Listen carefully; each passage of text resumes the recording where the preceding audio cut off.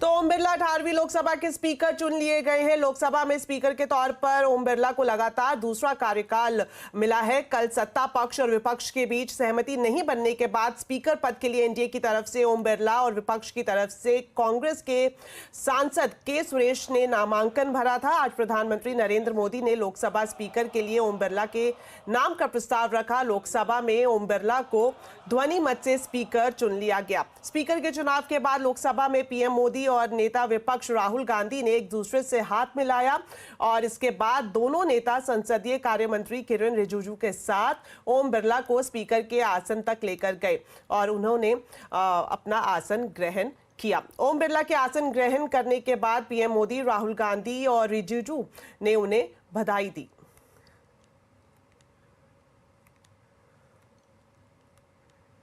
तो पीएम मोदी ने ओम बिरला को बधाई देते हुए लोकसभा में उनके पिछले कार्यकाल के लिए उनकी जमकर तारीफ की। पीएम ने कहा कि हम सभी का विश्वास है कि आने वाले 5 सालों में आप हमारा मार्गदर्शन करेंगे।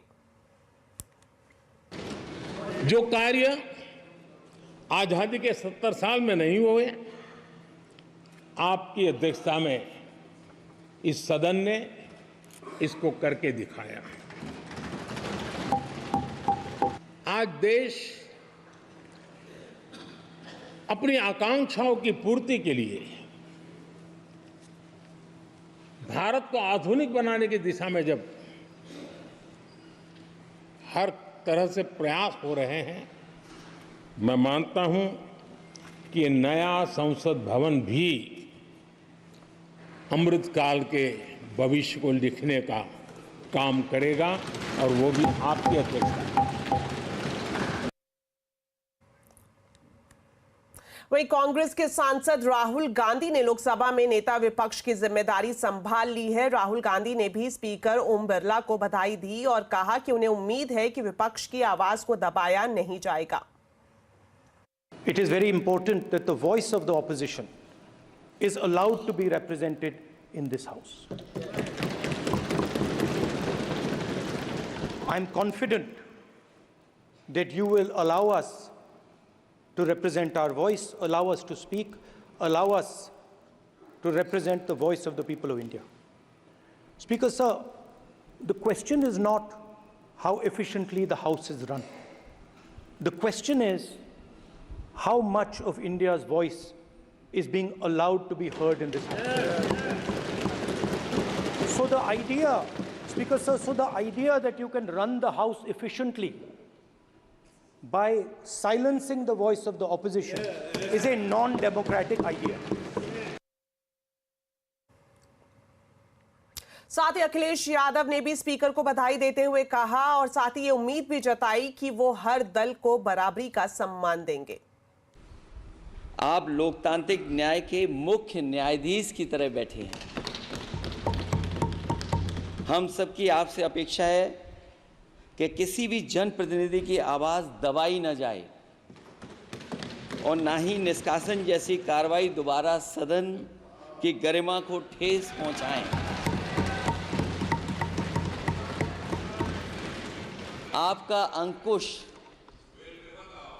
विपक्ष पे तो रहता ही है, लेकिन आपका अंकुश सत्ता पक्ष पे भी रहे। एआईएमआईएम के अध्यक्ष असदुद्दीन ओवैसी ने कहा कि उन्हें उम्मीद है कि स्पीकर छोटे दलों की भी सुनेंगे। सर, आप इस हाउस के रिपोजिटरी है, कस्टोडियन है, मगर हकीकत यह है कि अक्सरियती जमात के पास नंबर है मगर उनके पास अक्सरियत की ताकत नहीं है। यहां अपोजिशन के पास अक्सरियत की आवाज भी है।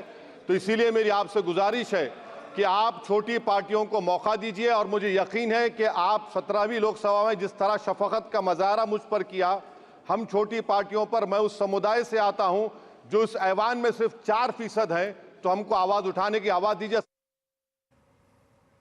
लोकसभा स्पीकर ओम बिरला ने पीएम मोदी समेत सभी संसद सदस्यों का आभार व्यक्त किया। इसके बाद उन्होंने 1975 में इमरजेंसी का जिक्र करते हुए उसकी निंदा की। लोकसभा में इमरजेंसी के जिक्र पर विपक्षी दलों ने हंगामा किया और जमकर नारेबाजी भी की। स्पीकर ने इमरजेंसी के दौरान जान गंवाने वालों की याद में मौन रखने को कहा। सत्ता पक्ष के सांसदों ने मौन रखा, जबकि कांग्रेस समेत दूसरे विपक्षी दलों ने इसका विरोध किया। इसके बाद लोकसभा की कार्यवाही कल तक के लिए स्थगित कर दी गई।